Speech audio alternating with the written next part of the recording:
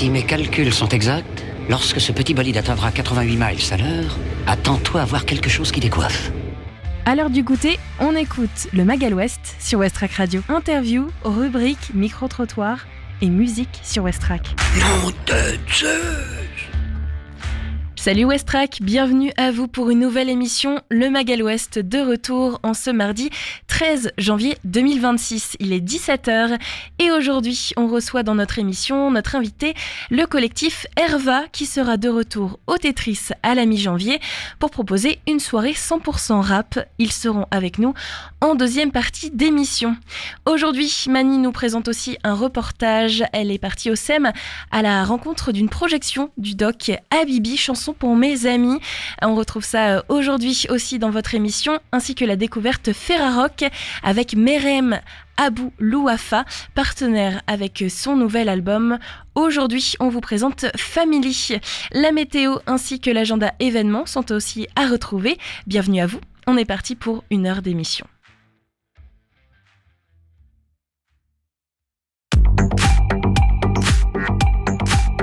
Les infos locales sur Westrack. Le Flash. Bonjour à tous, voici les informations locales de ce mardi 13 janvier 2026. Le quotidien des agriculteurs dans un documentaire à découvrir au cinéma Sirius du Havre. Le film Semer et récolter sera proposé au public havrais ce jeudi 15 janvier à 20h30 en présence du réalisateur Éric Leroc et d'un agriculteur du département. Le documentaire fait la lumière sur ce monde fragile en transition qui met également en exergue des valeurs universelles telles que l'entraide et la foi en son métier. Le Havrais Jérôme sort sa nouvelle BD Full Metal Quinoa. Avis aux amateurs de Volpe, le renard le plus cool du Havre. Ces nouvelles aventures sont disponibles le 24 janvier prochain, dans un décor inspiré cette fois des années 1970.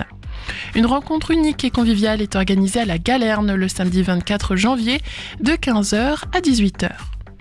Exposition collective à Fécamp qui rejoindra l'Union artistique en 2026.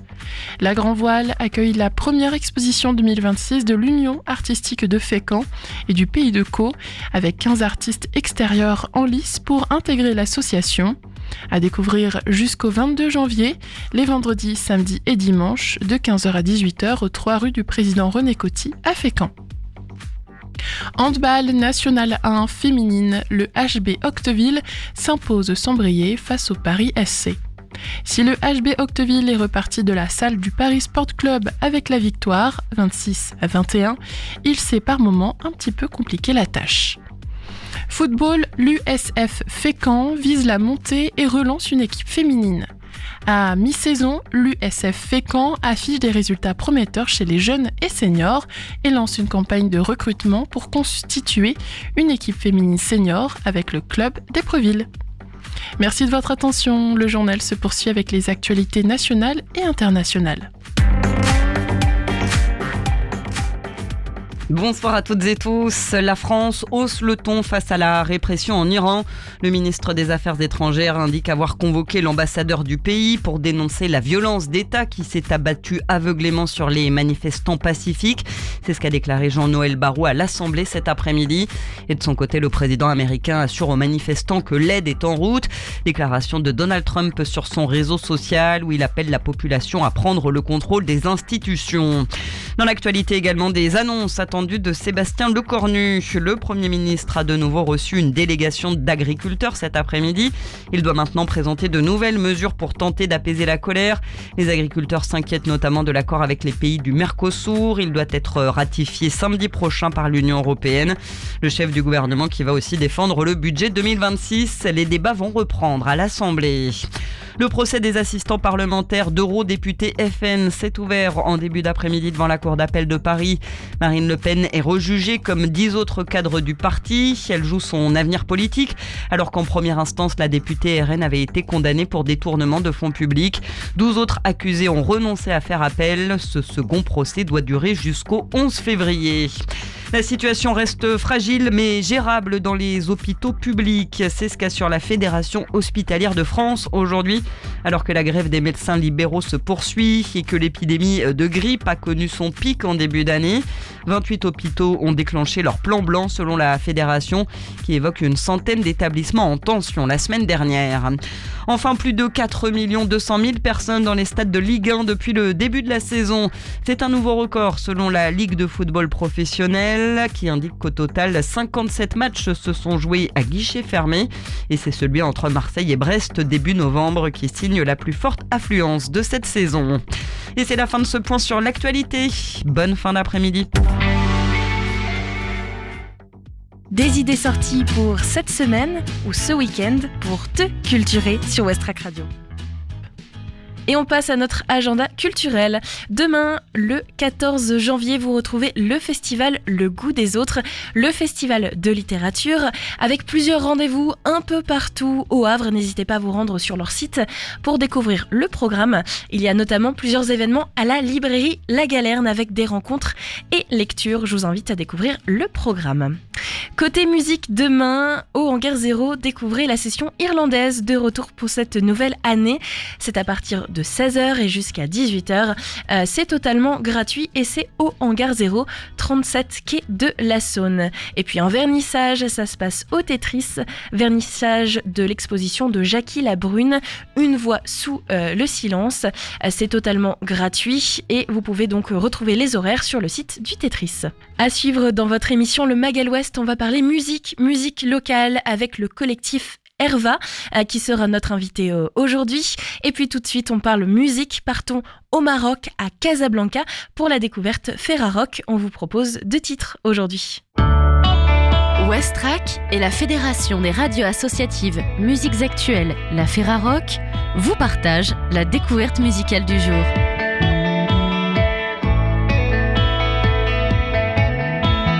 Dès les premières secondes de The Friend, morceau qui ouvre l'album Family de Meriem Aboulouafa, le choc est immédiat. Une voix surgit, magnétique, à la fois douce et puissante, capable d'envelopper l'auditeur sans jamais le lâcher. Quelque chose de neuf mais étrangement familier, une intensité rare qui traverse les émotions comme un courant chaud. Dans une pop contemporaine largement portée par des voix féminines fortes et audacieuses, Meriem Aboulouafa s'impose avec une évidence désarmante.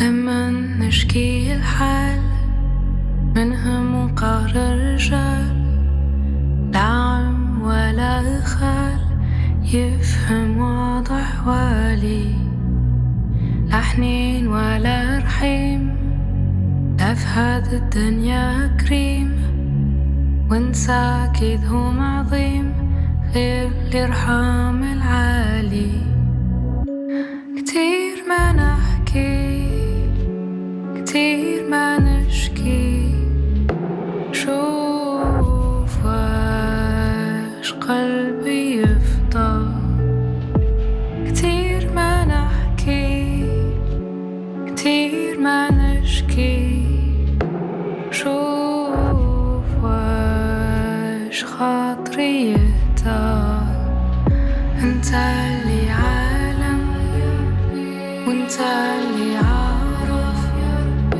وانت اللي عادل في حكم أقدارك وانت اللي حاكم واعي بالظالم شاهد على فعيله وداري بمحاينه كتير ما نحكي كتير ما نشكي شوف واش قلبي يفضى كتير ما نحكي كتير ما نشكي شوف واش خاطري يهدى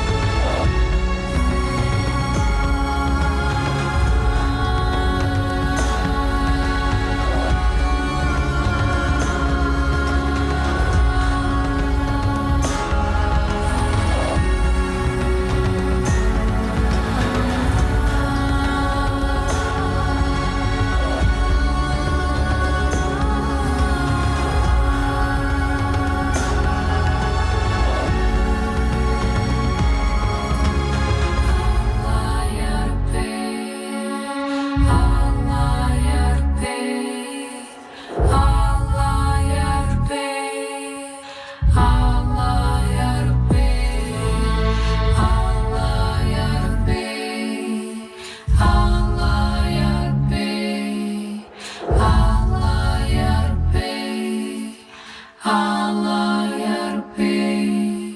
Meriem est née à Casablanca, où elle vit toujours, et son parcours musical commence très tôt. À la maison, son père lui fait découvrir les grands classiques du rock anglo-saxon, des Beatles à Pink Floyd, tout en l'ouvrant aux géants de la chanson française, de Piaf à Brassens. En parallèle, elle apprend le solfège et le violon au conservatoire, tandis que l'écriture devient un refuge. Poèmes en arabe et en français, jeux de mots et d'images, l'univers de Meriem Aboulouafa se construit dans ce dialogue intime entre musique et langage. Family is literally drama from the young to old, not exception at all. Family from the ends to the grammar, we know our defects, no one is perfect. Family link, thick like silk, strong like an indestructible iron bridge. Family song sometimes sounds wrong, contrast of a harmoniously feelings all along.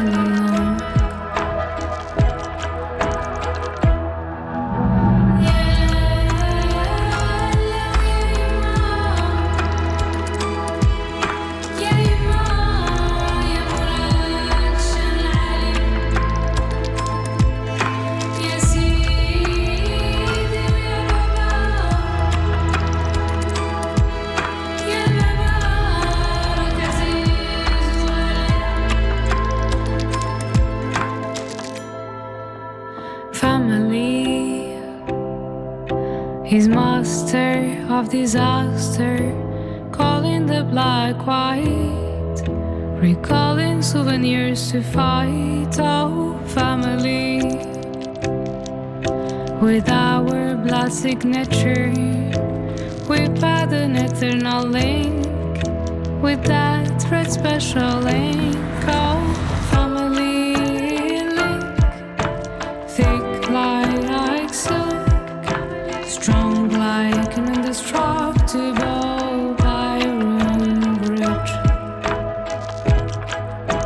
Family song sometimes sounds wrong, contrast of a harmoniously feelings all along.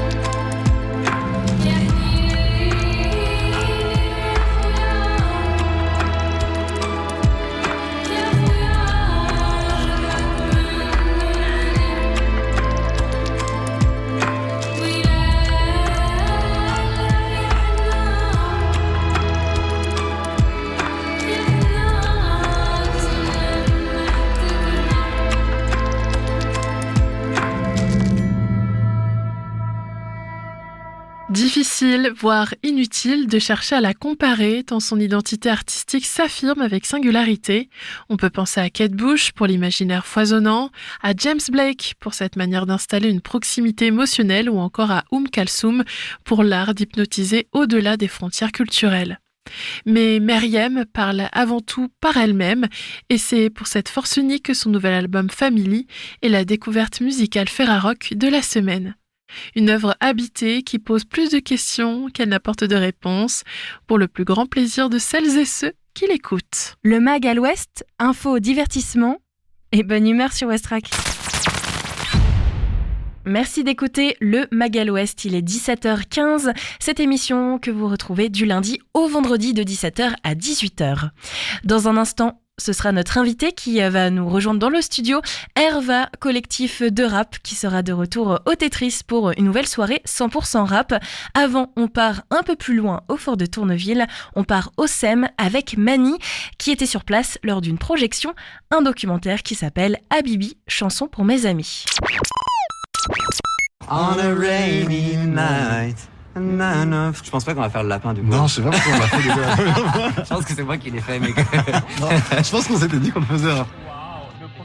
La Flèche y pense vraiment la question de l'accueil, depuis ce qu'ils donnent à manger aux gens jusqu'au spectacle qu'ils programment et comment ils accueillent tout le monde, que ce soit les publics, les artistes, comment ils s'inscrivent dans un quartier. Il y a une espèce de rebond. Eux, ils m'accueillent et moi, j'accueille après le public. Je suis une hostess, on dit, donc c'est pareil en fait, le host c'est l'accueilleur quoi.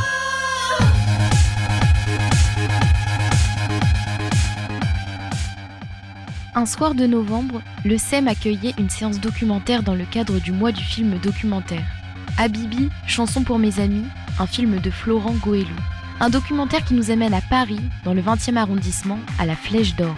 Un lieu associatif et culturel, militant, où se croisent concerts, cantines solidaires et soirées drague. Depuis 2021, chaque mois, les soirées Habibi y transforment le cinéma en terrain de jeu, de lutte et de fête. Habibi, chanson pour mes amis, suit la préparation du dernier cabaret de la saison. 5 artistes drague, Javel Habibi, Kiara Bolt, Ruby on the Nail, Sarah Forever et Tuna Mess. Des répétitions collectives à la fabrication des costumes, le film documente autant un travail artistique qu'un engagement commun. Au fil du film, un parallèle se dessine entre la troupe et la Flèche d'Or elle-même, entre les artistes et les bénévoles. La même question traverse tout le monde. Comment accueillir ? Comment faire collectif ? Comment laisser une place ? Au SEM, après la projection, la salle reste pleine. Le film se prolonge dans un échange avec le public. Les questions fusent, précises, parfois intimes. Florent Goëlou répond, calmement, sans esquive. Le documentaire devient alors ce qu'il raconte déjà, un espace de parole partagée. Habibi, chanson pour mes amis, ne cherche pas à expliquer le drague. Il le montre au travail, comme un geste artistique, poétique et profondément joyeux. Un bouquet final engagé, festif et collectif. L'empêcher de se noyer, au fond de toi, la garder. Petite sœur traqueuse de l'air de ton air amoureux. C'est magnifique. Un petit poulpe. Bonsoir, déjà je tenais à vous remercier pour ce magnifique film. Voilà, j'adore votre liberté d'expression, vous l'avez mis. Et je voulais savoir comment est-ce qu'au montage vous avez choisi la forme de faire intervenir des moments du spectacle. Pourquoi pas avoir fait par exemple toute la préparation puis le show en fait, comment vous avez choisi ce découpage-là de montage? Merci.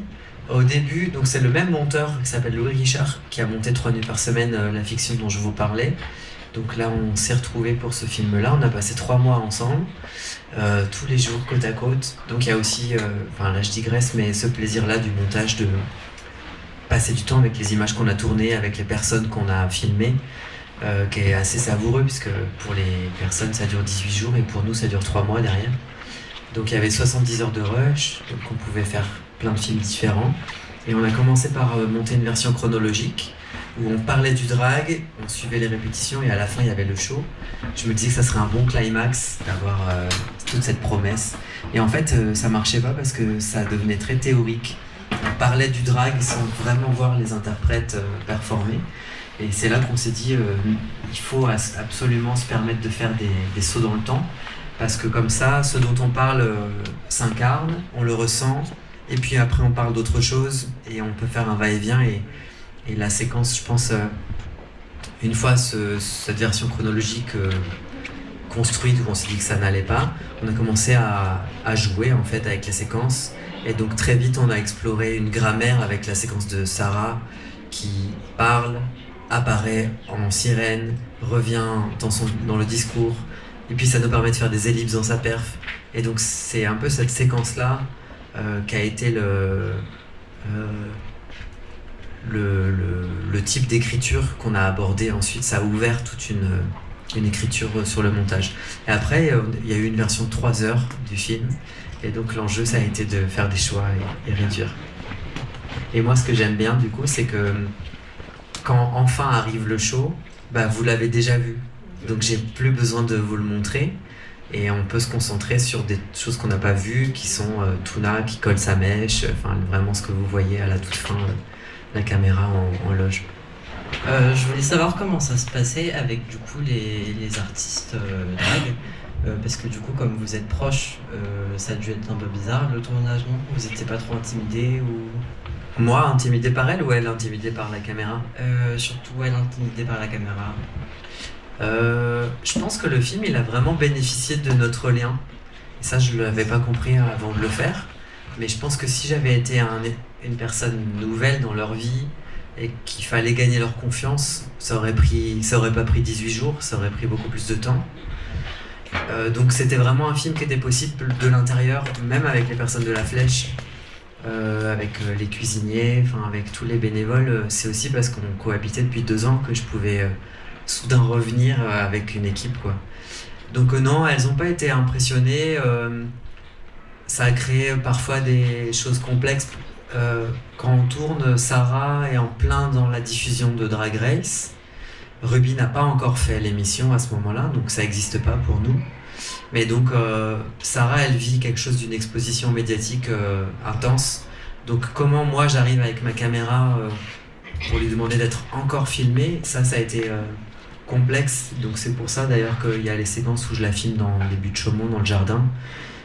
Parce que c'est une manière de lui donner le signal que je veux pas intruser son intimité, donc que moi ça me va si elle me parle de travail sans être dans son salon, quoi. Donc ça a plus été ça, les questions de comment apprivoiser les limites de chacune, mais il n'y a pas eu de difficulté plus que ça.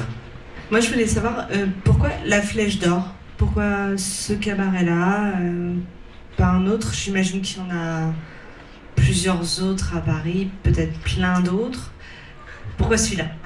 Parce que ça fait partie de ma vie depuis 5 ans, tous les mois, et que je me disais, quand on tourne ça, c'est la fin de la 2e saison. Là, c'est la 5e saison cette année. Quand arrive le désir de film, je me dis, on ne sait pas combien de temps va durer ce projet. C'est un projet fragile, associatif, qui compte beaucoup sur ses bénévoles. Donc c'est une utopie aussi, c'est une utopie collective et avec plein de belles idées politiques. On ne sait jamais combien de temps ça va durer. Donc à ce moment-là, je me dis, puis même moi, je ne sais pas combien de temps je vais porter ce cabaret. À ce moment-là, je ne sais pas encore que je vais faire encore une saison 3, 4, 5. Donc je me disais, j'ai eu envie de capturer ça et de rendre hommage à ces personnes avec qui je cohabite et qui me font grandir dans ma pensée politique et artistique. Bonsoir, du coup merci pour votre documentaire qui a été hyper enrichissant et intéressant. Et je voulais savoir du coup si depuis le documentaire, est-ce que vous arrivez à dire jeu quand vous êtes en drague? Est-ce que ça vous a plus libéré ou pas? Merci pour votre question. En fait, je dis toujours je quand je suis en drague. C'est comme ce que dit Chiara, on dit elle, puis une fois qu'on s'est transformé, ça y est, c'est un elle qui devient je. Donc c'est toujours bizarre, même Ruby dit elle alors qu'elle dit non, c'est pas une autre, c'est moi. Donc il y a quand même un truc de quand on n'est pas dans l'état de corps, l'état physique de notre drague, ça va rester soi, pas tout à fait soi. Donc moi je disais toujours je, même quand j'étais en drague, mais c'est vrai que le film, il m'a aidé à réunir quelque chose, et la discussion avec Sarah, c'est vraiment un moment où, comme ça peut arriver dans la vie, un ami vous ouvre une perspective inattendue et vous comprenez rien. Et puis après, en y réfléchissant, ça y est, ça infuse. Donc le film, il a été une manière, en effet, de réunir, de trouver une unité dans ma pratique artistique et dans ma vie, et de me dire, je peux être là dans cet état et m'appeler Javel aussi, en fait. Donc oui, je dis je, même quand je suis pas en drague. Dans différentes interviews, tu as pu dire que ton film était un anti-Drag Race. Tu as pu le citer tout à l'heure dans l'exemple parfait de comment est représenté les dragues. Pourquoi tu as pu dire ça en fait dans cette interview? C'est quoi ton rapport à Drag Race et à la représentation des dragues en général en France. Vous avez 2 heures devant vous, dont 1h50 de colère, attention. Est-ce que qui a regardé Drag Race? Vous savez, Drag Race, c'est une émission de télé-réalité avec des drag queens. Donc c'est Top Chef avec des drag queens en fait. L'idée c'est de prouver que chacune est la meilleure dans tous les domaines, ce qui est le cas pour personne en fait. Donc c'est un peu un concours impossible. Et c'est produit par les personnes qui ont fait Love Story en démol. Voilà. Donc, vous avez compris où je me situe. Non, en fait, c'était pas tant l'anti-Drag Race que l'anti-narration de Drag Race. C'est pas un brûlot contre Drag Race. Drag Race, ça n'existe pas plus que ça pour nous. La scène drag existait bien avant que ça soit médiatisé, et elle existe encore tout autant avec cette médiatisation. C'est juste des chemins parallèles entre un drag artisanal et un drag de spectacle télé. Et moi, en tant que réalisateur, là, je voulais proposer une autre narration. La narration de Drag Race, c'est beaucoup concentré sur le biographique, et où les candidates racontent beaucoup leur traumatisme de personnes queer, parce que ça fait partie de l'émotion de l'émission. Et moi, je me disais, on va prendre un autre parti, on va parler que de l'artistique. Et quand on tourne, Ruby, elle me parle de sa famille, elle me parle de son enfance, et moi, je lui dis, c'est pas là, ou alors en montage, je monte pas ces images, parce que je fais le pari de me dire, on va juste voir des artistes passionnés ou des militants passionnés par leurs actions militantes, et ça nous dira qui ils et elles sont. Donc en ça, c'était un anti-Drag Race, où Drag Race, à l'inverse, c'est une compétition. Et puis on essaye beaucoup de parler des parcours traumatiques, biographiques, que j'avais pas du tout. Enfin, je trouve que je voulais proposer la passion du travail. Pas besoin de micro, ça va aller, je pense. Je vous remercie déjà, c'était un film très intéressant dans lequel on voit beaucoup de scènes de maquillage. En fait, j'ai une question, elle va peut-être vous paraître un petit peu stupide, mais bon, il n'y a pas de question stupide comme on dit. Comment on apprend à se maquiller en fait? La première fois que vous vous êtes maquillé, vous étiez avec quelqu'un, parce que c'est tellement minutieux, c'est tellement particulier. Moi, c'était particulier la première fois parce que c'était pour un film. J'ai vraiment créé, j'avais la Bibi pour un court-métrage d'abord, comme j'étais acteur avant d'être réalisateur. Donc on m'a maquillé la première fois. Donc j'ai eu ce phénomène de voir soudain apparaître le visage sans savoir comment ça se fabriquait, quoi. Et d'ailleurs la maquilleuse, c'est une personne drague qui a mis 6 heures pour me maquiller. C'était beaucoup trop. Et après, il a fallu tourner la journée, donc voilà. Mais quand ensuite, moi, je me suis mis au drag par moi-même, j'ai appris avec des tutos YouTube. Et puis, on sort, on est moche. Hein. Enfin, je veux dire, la première fois pour tout le monde, il y a une marge de progression. On est moche, mais on est flamboyant, et c'est une révolution pour soi. Donc, on est beau de cette audace d'un coup. Enfin, c'est toujours très touchant de voir la sortie d'une première drag queen ou un drag king, parce que voilà, il y a une promesse de quelque chose, et pour la personne, c'est fabuleux de s'être autorisé. Et puis après, on apprend les unes avec les autres, les uns avec les autres, on se donne des conseils, donc voilà, ça se bonifie. Moi, j'ai progressé depuis parce que Ruby, après le film, m'a dit oh là là, tu peux un peu plus fondre tes couleurs. Mais parce que j'ai demandé d'ailleurs, je dis, mais je réalise que je suis pas une très bonne make-up artiste, c'est pas mon point fort. Et elle m'a dit, ouais. Ouais, tu peux un peu plus fondre tes couleurs, tu peux mettre tes sourcils un peu plus haut, voilà. Donc on s'apprend mutuellement aussi. Et une dernière question, toujours par rapport à l'apparence. On voit beaucoup de scènes aussi avec les corsets, mais vous ne vous blessez pas. Au début, moi, je me faisais mal, mais quand on le voit là, c'était extrême. Hein. Ce jour-là, il faisait très chaud, c'était un 13 juillet. Donc, je finis pas toujours comme ça. Voilà. Et puis aussi, je pense que j'ai appris à moins me faire mal et à penser un peu plus mon confort en drague. Sortir d'une pratique un peu dure pour le corps, c'est pas nécessaire. Et comme Ruby avec ses scotch, pour le coup, ça joue. Mais parce que je sais pas, ça fait partie de du challenge, et après ça crée des sensations physiques. On a besoin, c'est comme les talons pour les personnes qui portent des talons, c'est à la fois une contrainte et un empouvoirment. Ça fait mal aux pieds, mais on est plus grande. Voilà, c'est un jeu comme ça d'équilibre à trouver. Donc Habibi est sorti, en tout cas a été fini de réaliser il y a quelques temps maintenant. Depuis, tu en as parlé tout à l'heure, tu as sorti un nouveau court-métrage qui passe sur Arte, où tu fais jouer ton père. Ce qui s'était pas vraiment passé dans tes films avant, en fait, de faire jouer des personnes si proches de toi.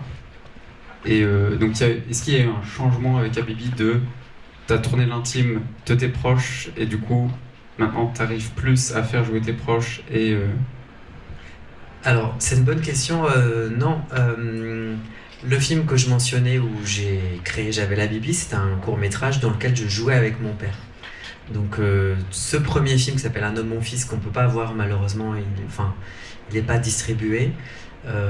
C'était déjà une expérience de filmer un proche. Et ensuite, j'ai tourné 3 nuits par semaine où il y avait Cookie, il y avait Chiara d'ailleurs qui jouait dedans. Donc, en fait, mes proches ont toujours été dans mes films. Il y a une actrice qui s'appelle Calypso Baquet qui revient dans tous mes films, qui joue toutes les sœurs à chaque fois. Elle joue la sœur générique. Donc après, le documentaire, c'est plutôt à l'inverse, un événement dans ma filmographie parce que je me dis, je vais arrêter de filmer mes proches sous des personnages, je vais vraiment filmer mes copines et mes copains littéralement sans filtre. Et donc après, en effet, il y a le court-métrage dont tu parles qui est sur Arte qui s'appelle Nous les prochains, qui est la suite. Je sais pas si c'est clair, hein, je vous parle de films que vous avez peut-être pas vus, mais qui est la suite de ce tout premier film dans lequel je joue avec mon père et avec la sœur, Calypso, et avec Chiara, qui joue un thanatopracteur, donc on est vraiment ailleurs, dans d'autres histoires, mais avec les mêmes personnes.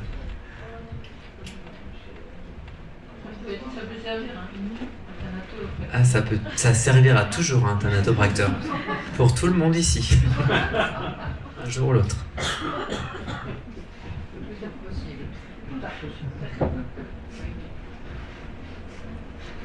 Si vous voulez, vous pouvez échanger plus amplement avec Florent, qui se joindra à nous pour un verre offert par le SEM, très gracieusement.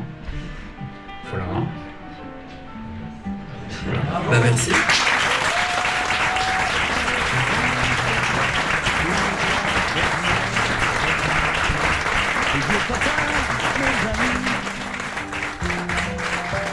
Et je vais sans pudeur déshabiller mon cœur, dire ce qu'on ne s'est jamais dit. Je ne sais pas du tout, je ne sais pas pourquoi se sont croisés nos chemins. C'est parce que c'était vous, c'est parce que c'était moi. Il faut pas chercher plus loin. Reportage signé Mani. Un peu de musique avant d'accueillir notre invité. On part en France à Nancy avec Blond Bélier, une nouveauté sur Westrack. Le titre s'appelle Aurore.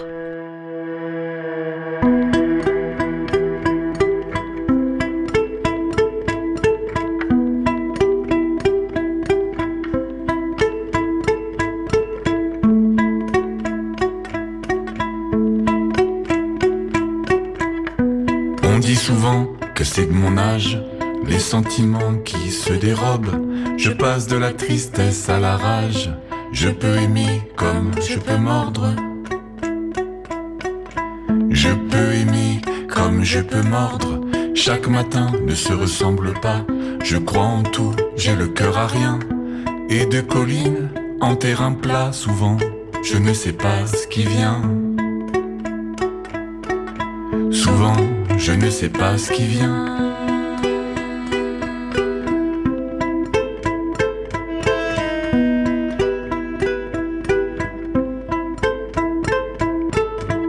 Le monde voudrait que je fasse des efforts, que je m'adoucisse et me tempère pour que je me perde dans son confort. Mais moi, je ne veux pas finir comme mon père. Je ne veux pas finir comme mon père. Mais ça ne fait rien,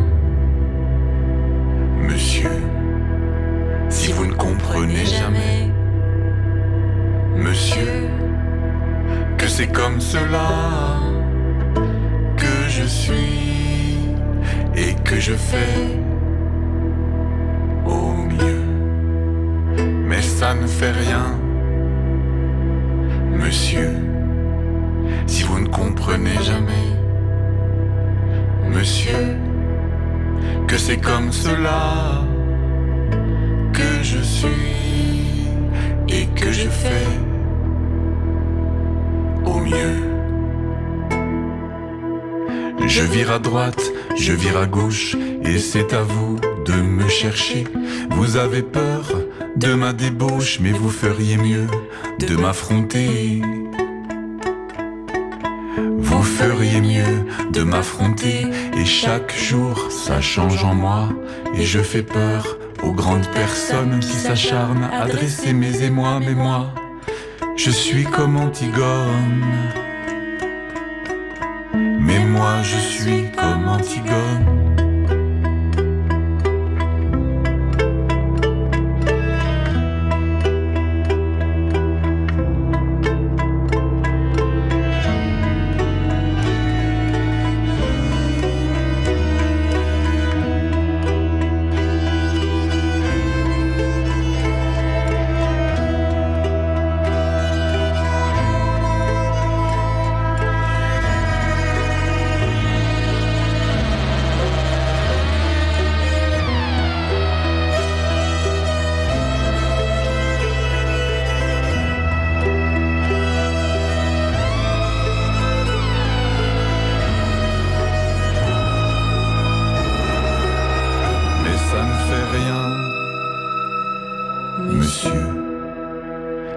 Comprenez jamais, monsieur, que c'est comme cela que je suis et que je fais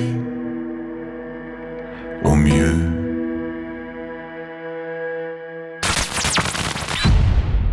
Il est 17h37, merci d'être avec nous sur Westrack Radio.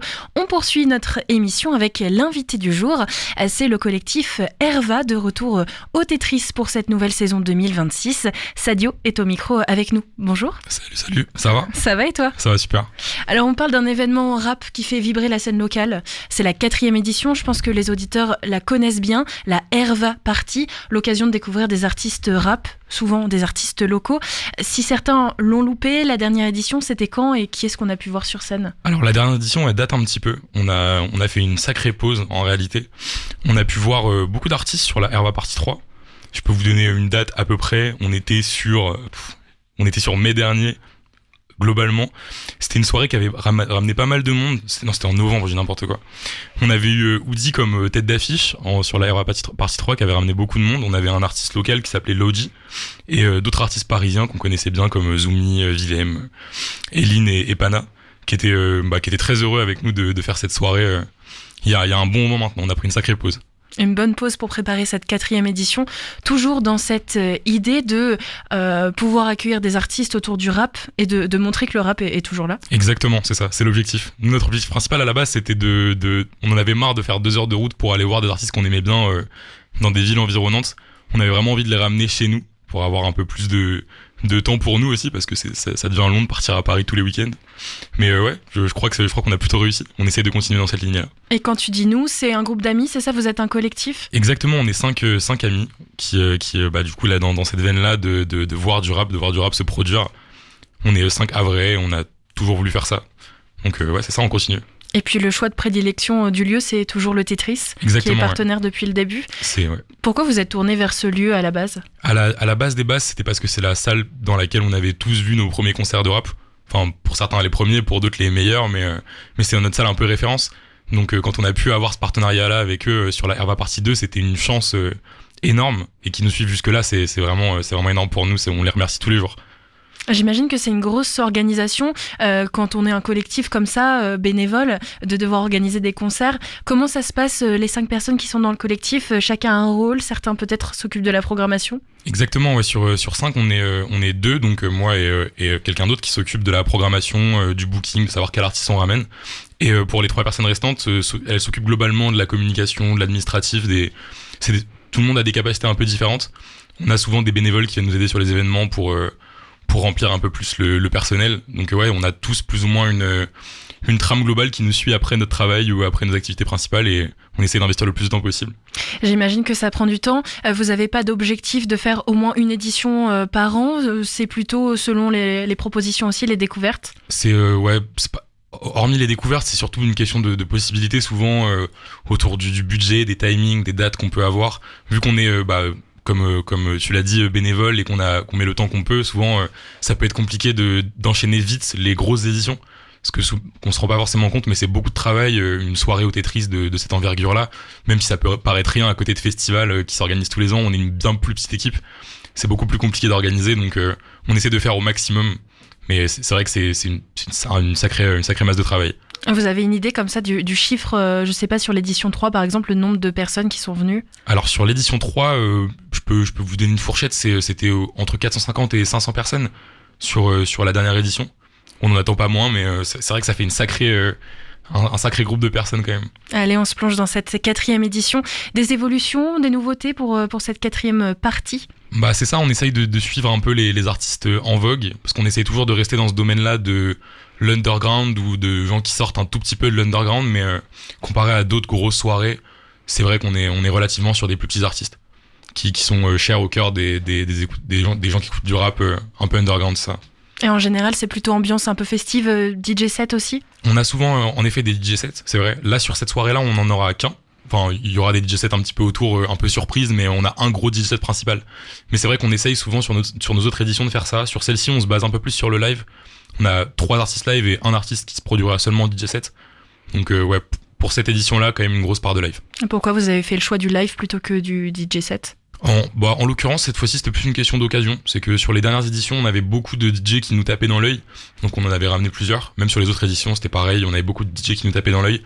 Là, pour Idée Noire qui se produit en DJ set, c'est surtout une question d'occasion, vu qu'il est le producteur principal de l'artiste Bloody Sanji qui se produit aussi. Donc pour nous, c'est une bonne occasion de le faire jouer ce soir-là aussi. En général, l'événement, c'est aussi un moment de partage et d'immersion dans la culture urbaine. À quoi on peut s'attendre concrètement dans ce genre de soirée? Dans ce genre de soirée, c'est cool pour faire des rencontres autour d'un même sujet qu'on peut apprécier. Autour de vous, il y aura que des personnes qui écoutent du rap si vous en écoutez aussi. De tous les types, c'est un bon endroit pour faire des découvertes. C'est super pour découvrir des artistes. Si vous les connaissez déjà, c'est vraiment une chance de pouvoir les voir dans votre ville.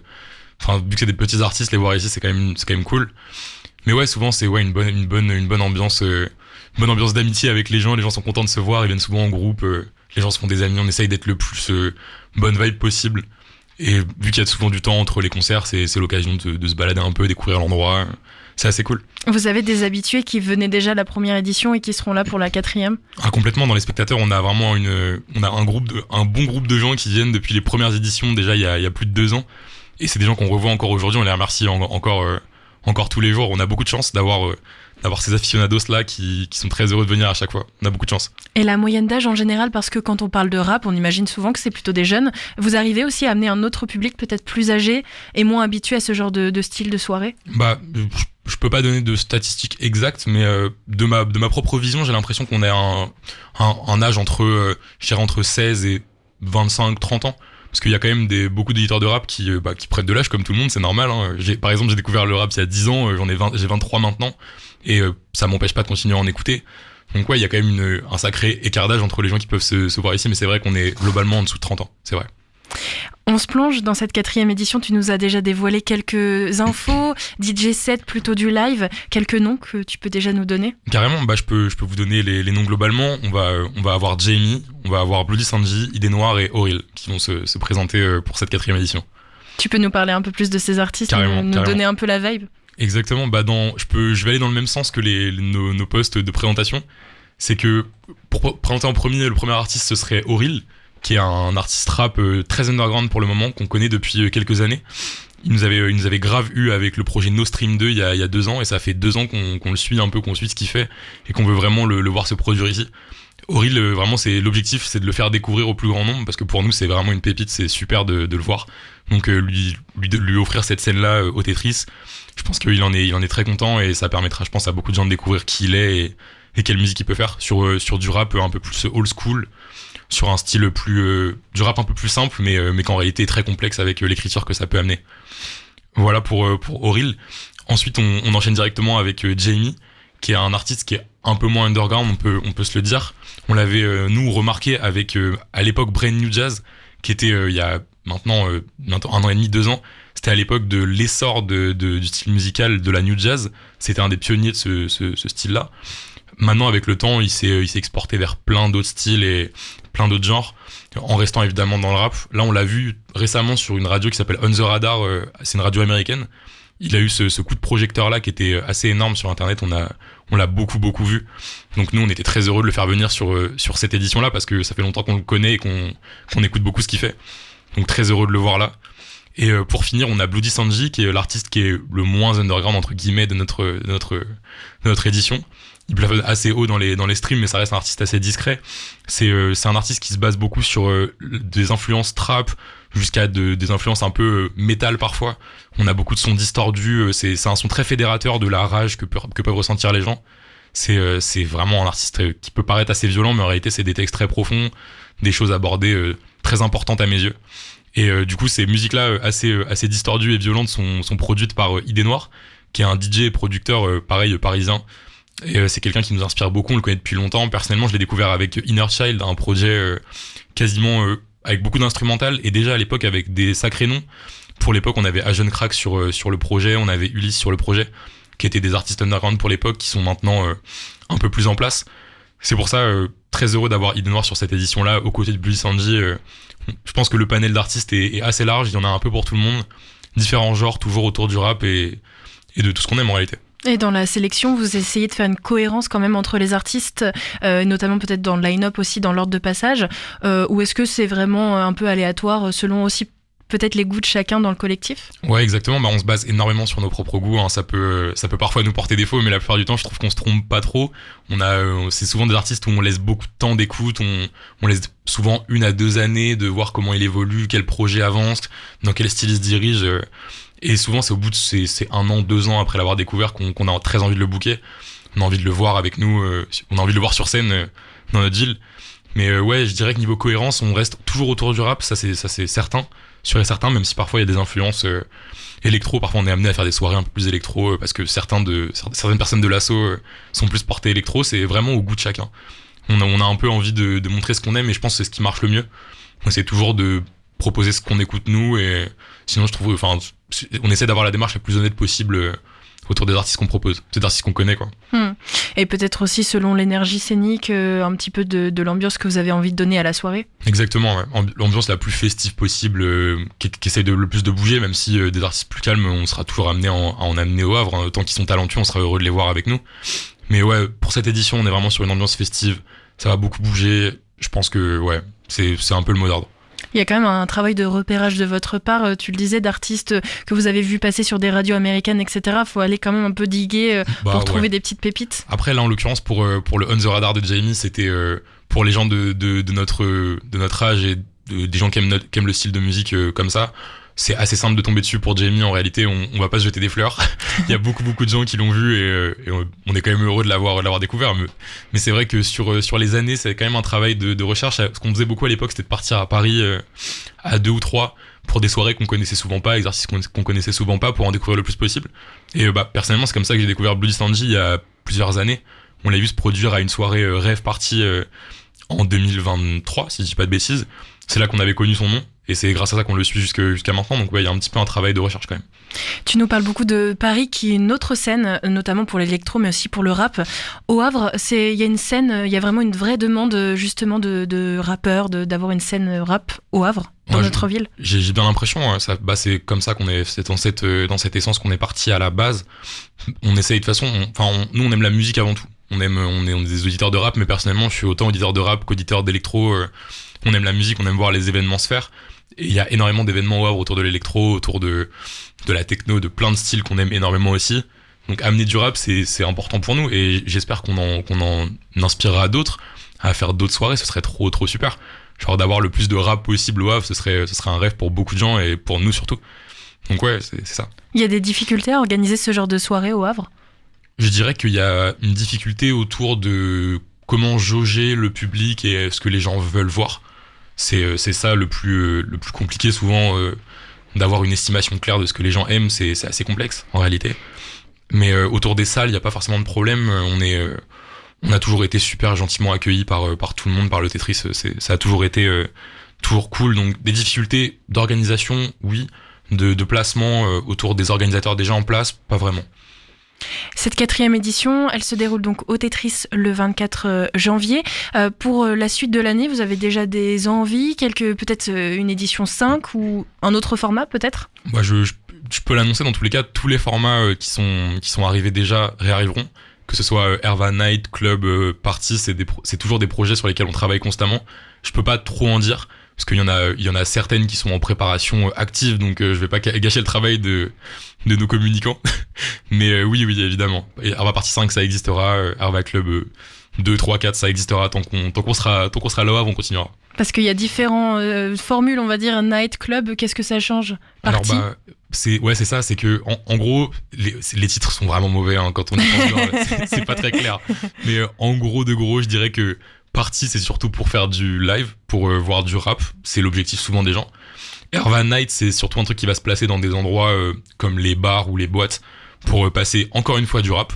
Parce que du coup, pour nous, night, ça sous-entendait un peu party la nuit. Bon, c'est pas très clair, mais c'est toujours du rap.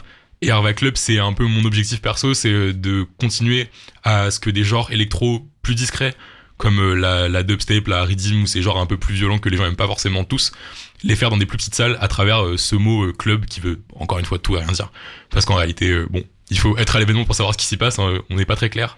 Mais Herva Club, c'est plutôt électro. Night et Party, c'est des événements de plus ou grande mesure qui restent autour du rap dans tous les cas. En tout cas, ouais, des événements autour du rap. D'autres envies d'autres formules peut-être, ou peut-être des collaborations avec d'autres collectifs ? Carrément, on a eu beaucoup de moments où on a pensé à des collaborations avec d'autres associations, organisateurs, voire même des artistes, ou même dans d'autres endroits. C'est des projets qui sont en cours, je dirais. Des projets qui sont en discussion, en cours, ça existera en tout cas.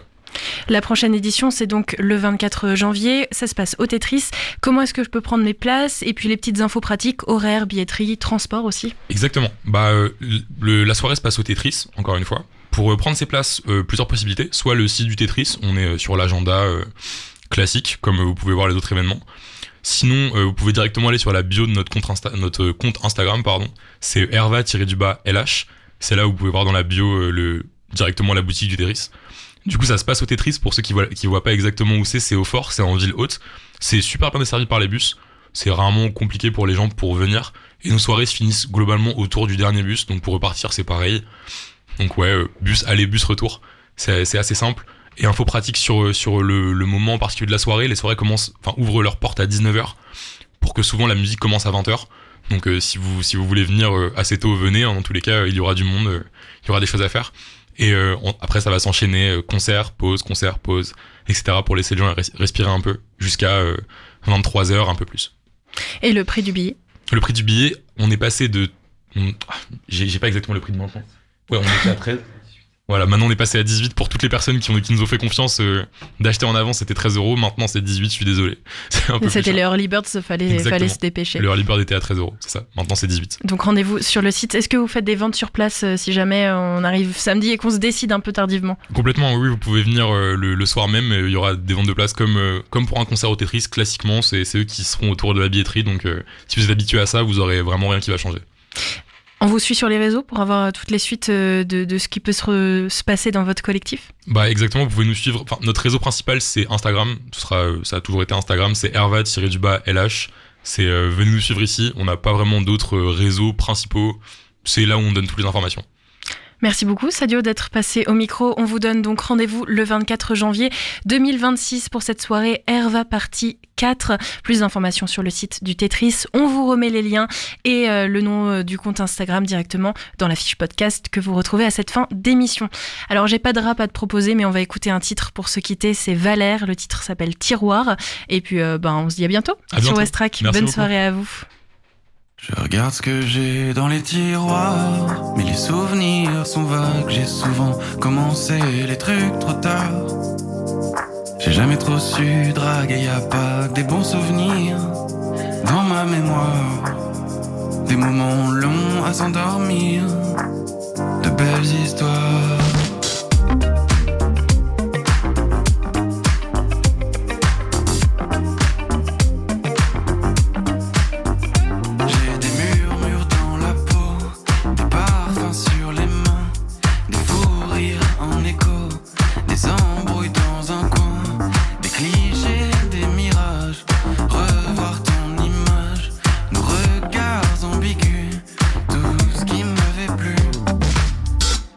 regarde ce que j'ai dans les tiroirs, mais les souvenirs sont vagues. J'ai souvent commencé les trucs trop tard.